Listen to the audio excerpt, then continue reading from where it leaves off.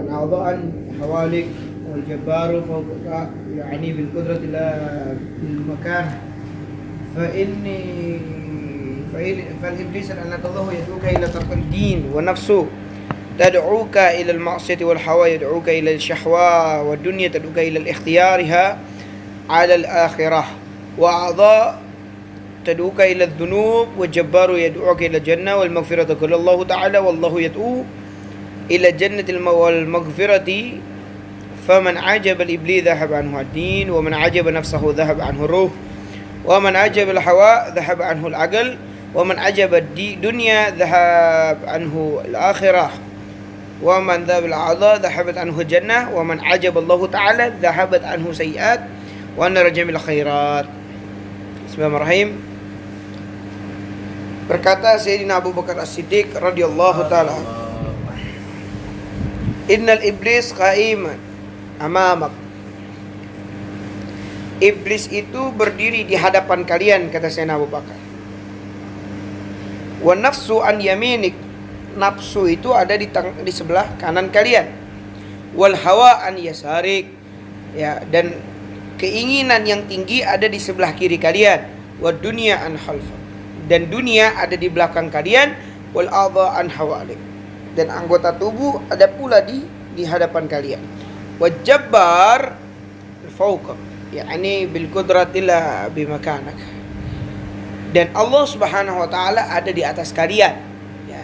Jadi iblis ada di hadapan kalian, syahwat ada di sebelah kanan kalian. Ya, keinginan ada di sebelah kiri kalian, dunia ada di belakang kalian, ya, dan anggota tubuh ada di diri kalian, ya, dan Allah ada di atas kalian. Ya. Fal iblis la'natullah yaduka ila tarkiddin. Dan iblis yang laknat itu akan mengajak kalian untuk meninggalkan agama. Wan nafsu yaduka ilal ma'siyah. Dan hawa nafsu yang ada di sebelah kanan kalian akan mengajak kalian kepada maksiat. Wal hawa yaduka ila syahwa. Dan keinginan yang tinggi akan mengajak kalian kepada syahwat. Wa dunya tad'uka ilal ikhtiyaraha alal akhirah. Dan dunia akan membuat kalian bingung terhadap akhirat kalian. Wal a'dha ta'duka 'ala dzunub. Dan anggota tubuh kalian akan mengajak kalian kepada perbuatan dosa. Ya, wal jabbar, sedangkan Allah yad'uka ilal jannah wal maghfirah. Sedangkan Allah hanya mengajak kalian kepada sorga dan ampunannya. Itu. Ya, wa qala Allah Ta'ala wallahu yad'uka ilal jannah wal maghfirah faman 'ajaba al iblis zahabat anhu din. Dan Allah mengajak kalian kepada sorga dan ampunannya. Dan siapa orang yang mengikuti iblis, ya, maka akan pergilah agama dalam dirinya. Waman ajaba nafsu. Siapa orang yang mengikuti hawa nafsu, maka akan pergilah ruh dalam dirinya. Waman ajaba hawa. Siapa orang yang mengikuti keinginannya, zahaba anhu agal, akan hilang akalnya. Waman ajaba dunia. Siapa orang yang mengikuti dunianya, zahaba anhu al-akhirah, maka akan pergi akhirat dalam dirinya. Wa man ajabal a'dha, siapa orang yang mengikuti anggota tubuhnya, maka akan pergilah sorga dari dirinya. Dan siapa wa man ajaballah, siapa orang yang mengikuti Allah, zahabat anhu sayiat wa nalu jami'al khairat, maka dia akan pergi seluruh keburukan dan akan memakan segala kebaikan. Nah, ini penjelasan hikmah dari Sayyidina Abu Bakar As-Siddiq bahwa kita ini dikelilingi oleh berbagai macam pilihan. Yang pertama adalah pilihan bahwasanya di depan kita, di hadapan kita, iblis selalu ada. Bahkan kalimat ini qa'iman, tegak diri lantang. Itu iblis di hadapan kita. Jadi kita nggak usah takut, nggak usah bingung, nggak usah kaget. Sebab iblis itu berdiri dengan tegak, dengan lantang di hadapan seorang makhluk. Ya, dan nafsu selalu ada di samping kanan kita, nggak bakal bergeser. Dan keinginan yang tinggi selalu ada di sebelah kiri kita. Dan dunia selalu ada di belakang kita, nggak pernah kemana-mana. Itu, dan Allah selalu ada di atas kita. Makna di atas ini artinya kudrahnya, ya, bukan tempatnya, kudrahnya. Ya, di sini dikatakan, ya, fal iblis la'natullah. Dan iblis ini tiap hari kerjaannya adalah mengajak orang kepada, ya, tarkiddin. Gimana caranya orang itu bisa pergi dari agama. Itu tugas iblis yang ada di hadapan kita. Sehingga dialah yang menghalangi agama. Karena dia nggak mau orang beragama, dia nggak mau orang dapat kebaikan. Itu tugas iblis. Ya, dan nafsu selalu mengajak orang untuk maksiat. Gimana caranya dia harus maksiat. Dan hawa mengajak orang kepada syahwat. Ya, keinginan yang tinggi akan menghidupkan syahwat yang tinggi pula. Dan dunia mengajak orang untuk jauh daripada akhirat. Ya, dan anggota tubuh seseorang akan mengajak orang kepada maksiat. Dan Allah hanya mengajak kita kepada sorga dan ampunannya. Nah, dari ucapan Sayyidina Abu Bakar ini kita belajar bahwasanya kita dikelilingi oleh berbagai macam perbedaan atau kondisi-kondisi yang ada di dalam diri kita yang sudah dijelaskan oleh beliau. Tinggal kemana kita memilih. Kita memilih di hadapan kita mengikuti iblis, atau ke kanan mengikuti hawa nafsu kita, atau ke kiri mengikuti syahwat kita, atau ke belakang mengikuti dunia kita, atau mengikuti anggota tubuh kita, atau mengikuti Allah Subhanahu wa taala yang berlari kepada ampunannya. Ya. Artinya setiap dari kita nggak bisa dipungkiri dari beberapa hal ini yang selalu ada. Makanya orang yang terlalu sibuk ke kanan, maka dia akan sibuk kepada nafsunya. Orang yang melenceng ke kiri, dia sibuk dengan hawanya. Orang yang terlalu jalan lurus ke depan, dia akan dipengaruhi oleh setannya, hilang agamanya. Ya, orang yang berpaling ke belakang, dia berarti berpaling kepada akhiratnya, dia mengikuti dunianya. Ya, tetapi orang yang selalu tawajjah lillah, yang selalu menghadap kepada Allah, ya maka itu semua bisa dikendalikan dengan dirinya. Itu makanya hikmahnya adalah bagaimana kita memposisikan diri kita untuk bisa menyesuaikan. Itu bahwasanya godaan ini selalu ada di tengah-tengah kita tanpa terkecuali. Itu apapun bentuknya selalu ada. Makanya kenapa kebaikan gak kelihatan? Karena memang depannya iblis. Iblis dulu baru ada kebaikan. Makanya di sini Sayyidina Abu Bakar bilang apa? Man ajaballahu ta'ala. Siapa orang yang udah ngikutin Allah, zahabat anhu sayiat wa nalu jamil khairat. Maka pergilah semua keburukan dalam dirinya dan dia akan memakan segala kebaikan kalau dia ikutin Allah Subhanahu wa taala. Itu ya. Jadi mudah-mudahan kita bisa jaga diri kita insyaallah. Sehingga terhindar dari godaan-godaan syaitan, goda-godaan setan, dan ini selalu ada. Contohnya adalah ketika kita menerima suatu nasihat, ya, nasihat. Ya, kebanyakan kita menerima nasihat, tapi nasihat ini bagaikan akhbar bighairi waqi', ya. Seperti kabar yang enggak ada gunanya dalam hidup kita. Itu artinya apa? Kita dibilang sama Allah, wala taqrabuz zina, jangan dekatin zina. Kita masih zina gitu. Ya, wala tusyriku billah, jangan syirik kepada Allah, kita masih syirik kepada Allah. Ya, terus jauhin maksiat, kita masih maksiat. Jangan buat dosa, kita masih ngerjain dosa. Ya, alih-alih kita berdalih bahwasanya bahwa kita manusia tempatnya salah, ya. Manusia memang tempatnya salah, tapi kita disuruh belajar oleh para ulama bagaimana caranya kita mengatasi kesalahan tersebut. Orang salah sekali lucu. Ya, tapi kalau salah selama hidupnya itu nggak lucu. Ya. Orang sekali salah, dia lucu. Tapi kalau dia salah selama hidupnya, itu berarti udah nggak lucu. Sebab orang yang betul adalah khairul khata'in tawabun. Ketika dia salah, dia bertobat. Nah, makna taubat di sini ya dia nggak ngerjain lagi, ya kan? Tapi ketika ada orang yang khairul khata'in, dia mengatakan bahwa dia orang baik, dia bertaubat, tapi di satu sisi dia berulang lagi, maka disinilah makna isti'dzai billahnya ada, meremehkan Allah Subhanahu wa taala. Sehingga nasihat itu kalau kata Ustadz Alwi, masuk kuping kanan, keluar kuping kanan, bukan keluar kuping kiri. Kalau keluar kuping kiri, keluar lagi, udah masuk cuman keluar lagi. Ada orang yang masuk kuping kanan, keluar juga kuping kanan, artinya nggak masuk gitu. Tapi nasihat yang betul adalah masuk kuping kanan, masuk kuping kiri, masuklah ke dalam hati, nggak keluar lagi gitu. Itu namanya nasihat dalam diri kita. Makanya orang yang menerima nasihat, ya, inna dinun nasihah, agama itu adalah nasihat, tujuannya agar diri kita lebih baik lagi, agar hati kita hidup, jiwa kita hidup. Manusia nggak ada yang sempurna, tapi manusia berusaha menyempurnakan dirinya dengan baik. Itu manusia tempatnya salah, tapi yang baik sebaik-baiknya dari mereka adalah menyadari kesalahannya. Sehingga kalimat-kalimat untayan mutiara yang disampaikan para ulama bisa menjadi hikmah buat kita. Ya, pelajaran buat kita dan jadi pegangan buat kita bahwasanya apapun yang kita perbuat, kita tahu bahwa setan itu ada.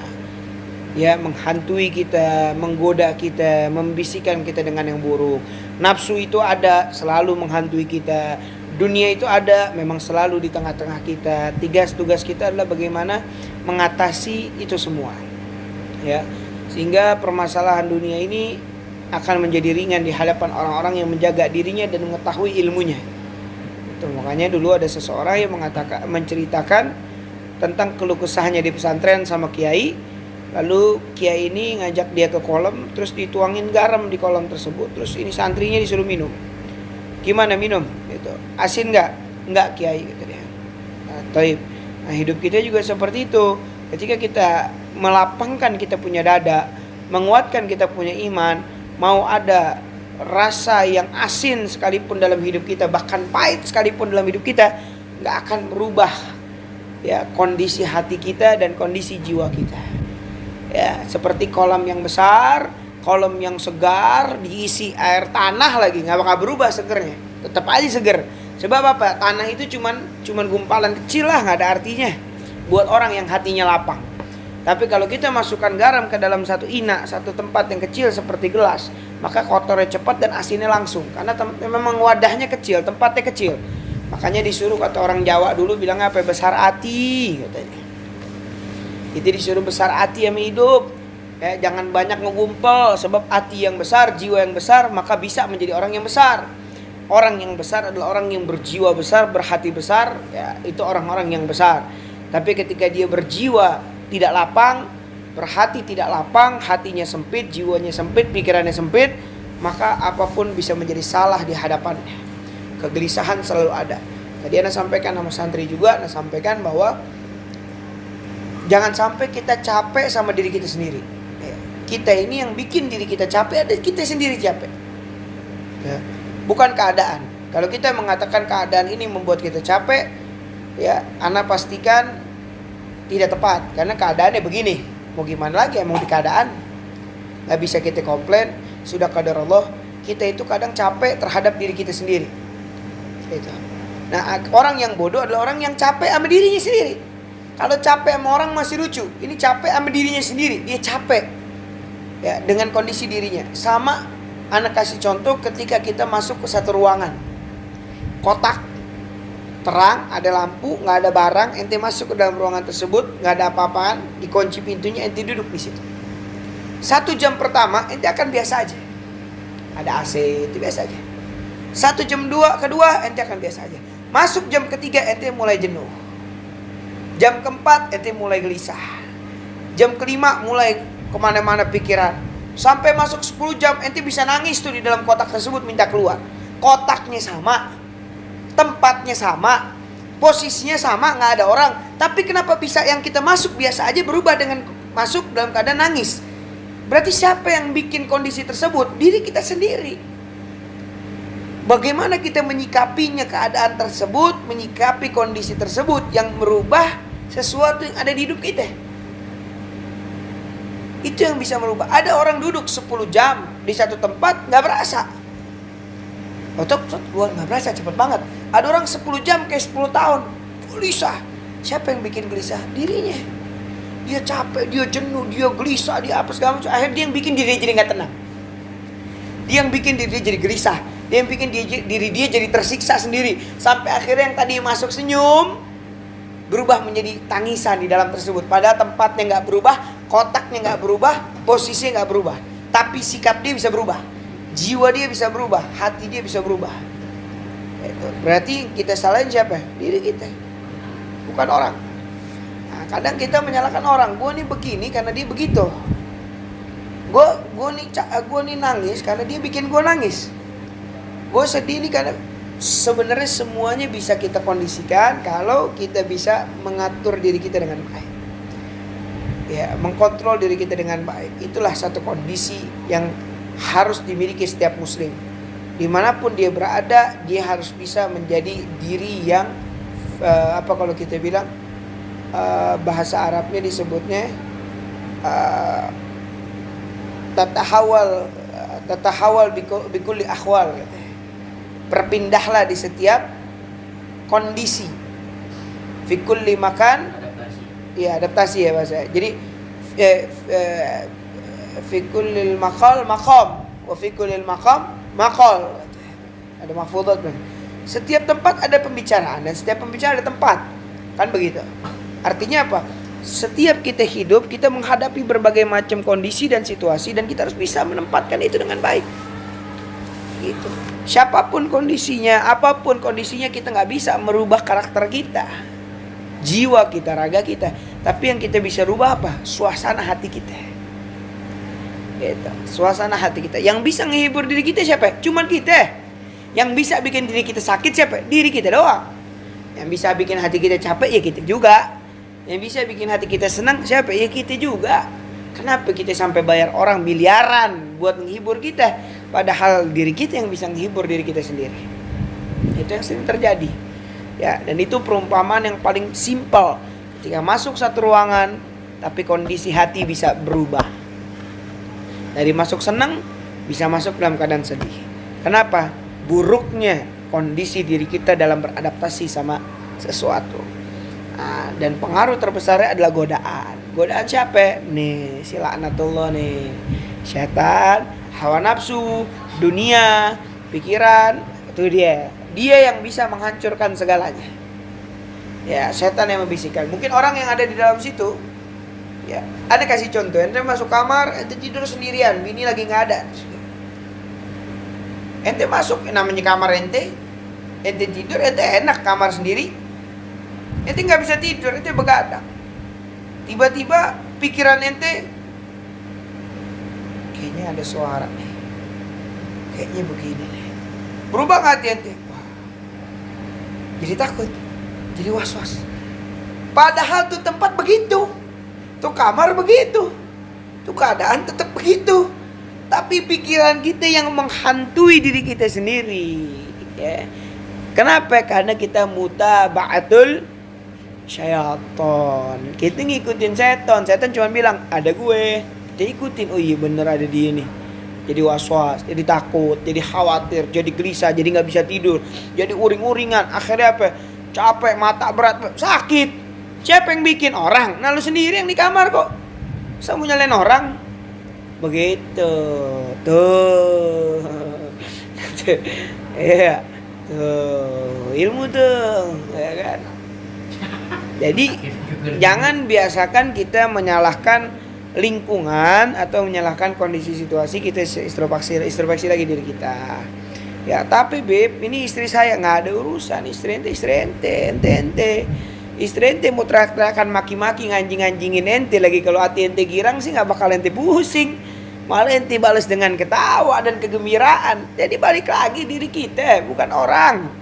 Itu bahkan ente di jalanan orang mau marah-marah sama kita, kalau hati kita lagi girang, udah deh Pak, udah deh. Hati mobil kita ditabrak orang hancur. Kalau hati kita girang, khair sudah. Nggak bakal mau pusing. Jadi kondisi itu terjadi. Tapi kalau kita lagi sumpek, lagi gelisah, jangankan ditabrak, orang lewat depan kita, brengsek lu. Begitu. Ya. Jadi balik lagi diri sebenarnya. Inilah hidup. Itu. Makanya kita belajar. Tujuannya biar kita bisa mengontrol sesuatu, bahwasanya inilah hidup. Kondisi dan situasi dapat berubah tergantung diri kita. Kita mau bikin enak-enak nih hidup. Kita mau bikin capek-capek nih hidup. Kita mau bikin gelisah-gelisah nih hidup. Kita mau bikin jos-jos, ya. Kita mau bikin bebas-bebas gitu. Ya, jadi ini yang dikerjakan para orang-orang soleh, para ulama dalam menjaga dirinya, udah deh. Ya. Sebab kita tahu bahwa kita berjuang seperti apapun, kalau Allah bilang A ya A, B B, selesai gitu. Jadi kita akhirnya apa? Kita bisa masuk di segala situasi. Ya, oh Bang Acul, kita jalan, kita tidur di tanah, jadi Beb. Nggak komplain, kenapa? Hatinya bikin girang. Nggak akan mempermasalahkan sesuatu, kenapa? Ini yang gue demen nih, udah. Bang Acul, kita naik, terus kita loncat bareng-bareng Bang Acul, jadi Beb. Ya. Apa yang bisa membuat itu terjadi? Hati yang lapang. Itu. Tapi kalau hati yang nggak lapang, masa anda tidur di bawah? Masa anda nyuruh anda loncat? Saya ntar begini, gelisah. Pikiran nggak ada balik lagi diri kita. Makanya insya Allah kita belajar itu kelapangan hati, kelapangan dada, kelapangan pikiran, kelapangan jiwa yang bisa membangun satu hikmah dalam hidup. Apalagi udah jiwanya lapang, hatinya lapang, nggak gampang dipengaruhi setan dan hawa nafsu serta syahwat. Yang ada di hati kita cuma Allah Subhanahu wa taala, insyaallah enak, hati kita tenang. Ya, hati kita jadi lapang, hati kita jadi tenang gitu. Tapi kita kan suka gelisah. Namanya setan ada, ente nggak bisa bilang nggak ada setan. Jadi kalau Habib aja suka gelisah, nah kan emang ada di setan, jadi kita nggak bisa pungkiri.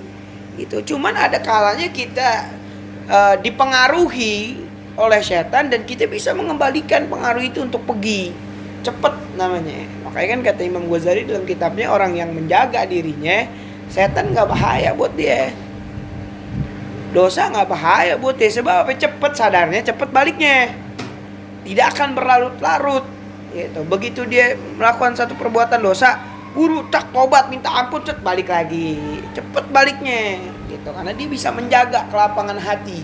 Masa sih gue begini, udah dah gitu. Dan Allah akan kasih itu sifat ba'if, tentara-tentaranya Allah, kata Imam Al-Haddad dalam kitab Adab Sulukul Murid. Allah kasih sifat ba'if dalam hati seorang hamba yang dekat sama Allah. Apa sifat itu? Sifat tentara-tentaranya Allah. Dimana ketika seseorang punya sifat itu, ketika dia melakukan satu perbuatan yang bukan kadarnya dia, jiwanya dia, bukan aslinya dia nih, ya, maka sifat kegelisahan itu akan muncul dan buru-buru balik kepada kadarnya dia yang sesungguhnya. Ya gak? Contoh misalnya dia anak kiai, orang soleh, apa segala macam, hidupnya tiap hari di pesantren, tiba diajak bandel, gelisah tuh. Oh gak biasa nih begini, cepet baliknya ke kadar aslinya dia, karena dia udah punya sifat baik. Itu tuh tentara-tentaranya Allah yang ditanam dalam hatinya itu. Tapi kalau kita nggak punya sifat itu, gampang kepengaruh, baru bisikin set goyang, dipengaruhi setan, ngikut, ini masa begini, orang ngomong kita sakit hati, orang setan semuanya, itu setan semuanya itu. Jadi kita hindari itu setan yang ada di hadapan kita, buang jauh-jauh biar dia nggak pengaruhi hal-hal yang buruk, jangan menghantui gitu. Ya, syahwat hawa nafsu udah gak ada habisnya itu. Ya, dunia hanya bikin kita bimbang dan bingung gitu. Caranya gimana? Jangan dibimbangin, jangan dibingungin, ditetapin A B B selesai dah. Bisa enggak gitu. Jalanin, tinggalin kan begitu. Memang ada habisnya gitu. Jadi tugas kita adalah minta kepada Allah dikasih kekuatan dalam satu kebaikan. Itu hikmah daripada Sayyidina Abu Bakar As-Siddiq. Dan ketika orang sudah di jalan Allah seperti itu, man ajaba da'watullah, siapa orang yang menjawab daripada ajakan Allah, dia akan dapat jamil khairat, dikasih kebaikan banyak buat dia pelan-pelan. Hatinya hidup, jiwanya hidup, ya segala kebaikan hidup. Tuh ilmu tuh ya.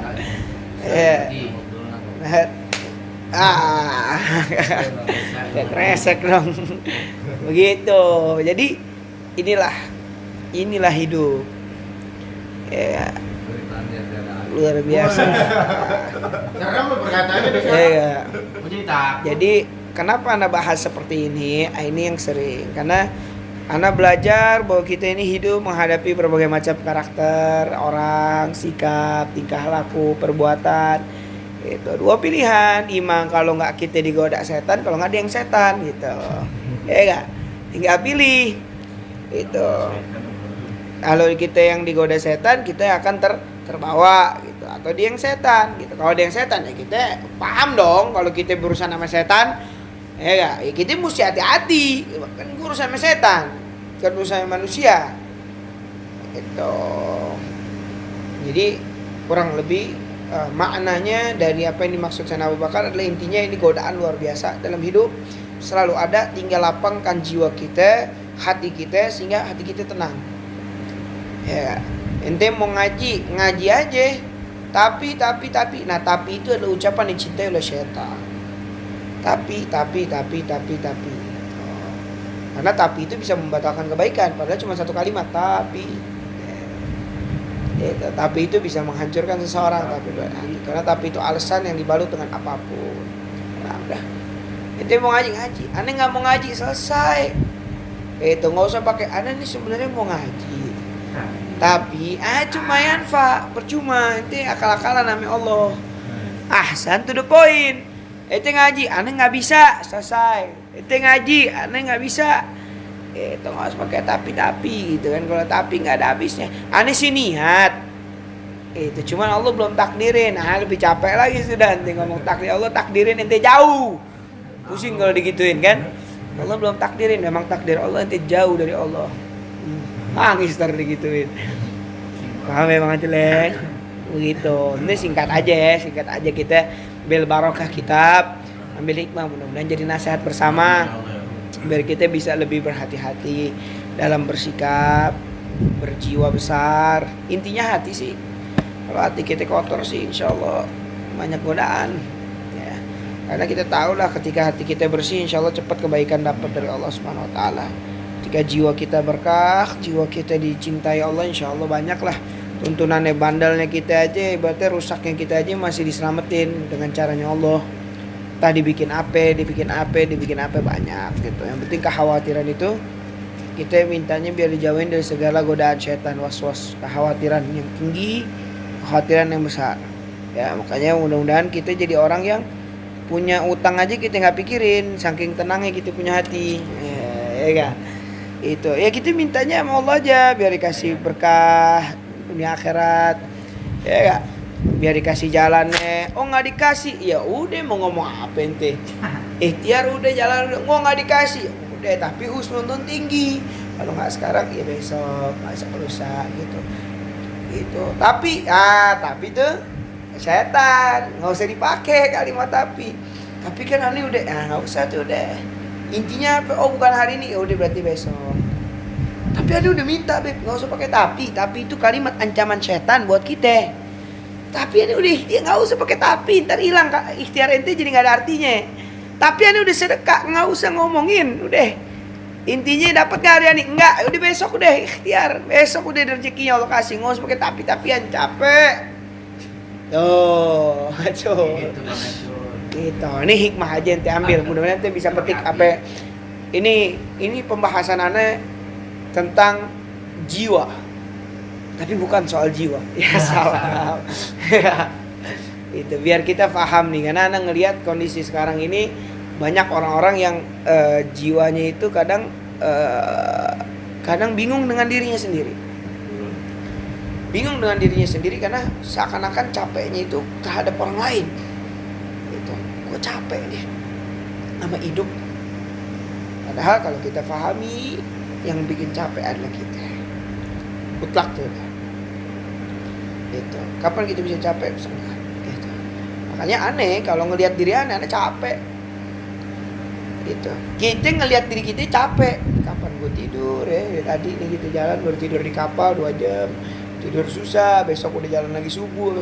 Kayaknya capek banget hidup aneh. Gitu. Tapi karena kita berusaha menikmati sehingga kita nggak ada tapi-tapi, udah jalanin ngomong apa. Itu maco. Nggak dipikirin capek. Itu begini capek nggak ada habisnya. Ala kulihal yang penting jaga kita punya hati untuk selalu lapang. Gitu. Oh, anda panggil orang nih buat ngehibur, nggak ente hibur diri ente sendiri. Ente tahu caranya gimana. Itu orang ada cuma nonton komeng aja ketawa. Itu hiburan buat deh.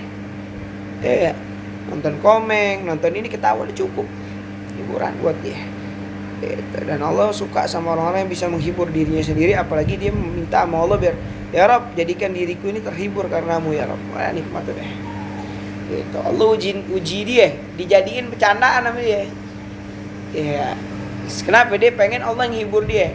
Harusnya gue dapat duitnya habis ini nih. Hilang duitnya. Dia malah ketawa. Tuh, Allah bercanda sama gue nih. Malah girang. Kenapa dia jadikan Allah itu hiburan dalam hatinya dia. Lihat nih, habis hilang nih gue kasih lagi nih ntar nih gede. Hilang lagi lebih gede. Tuh, mau lebih gede lagi. Jadi dia menghibur dirinya sendiri dengan Allah. Nikmat tuh begitu. Bisa dapetin kayak begitu, mahal dan nikmat. Gitu. Dan Allah senang. Gitu. Allah gembira kepada hambanya yang menjadikan Allah hiburan buat hati dia. Gitu. Apapun ujiannya, apapun godaannya, hiburan. Coba kalau nggak ada dia nih, Allah nggak hadirin nih buat gue nih begini nih. Tuh itu leh. Itu jadi jangan banyak ngeluh. Aneh ditinggal di pondok sendiri, Habib jalan, aneh sama santri doang. Jangan begitu Sat. Setan tuh.